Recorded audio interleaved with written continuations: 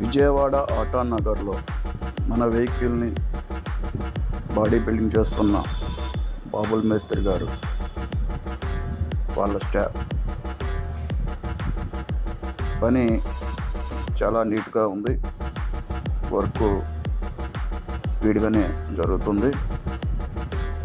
ఇంకా 2 డేస్లో మన వెహికల్ బయటికి రావటం జరిగింది.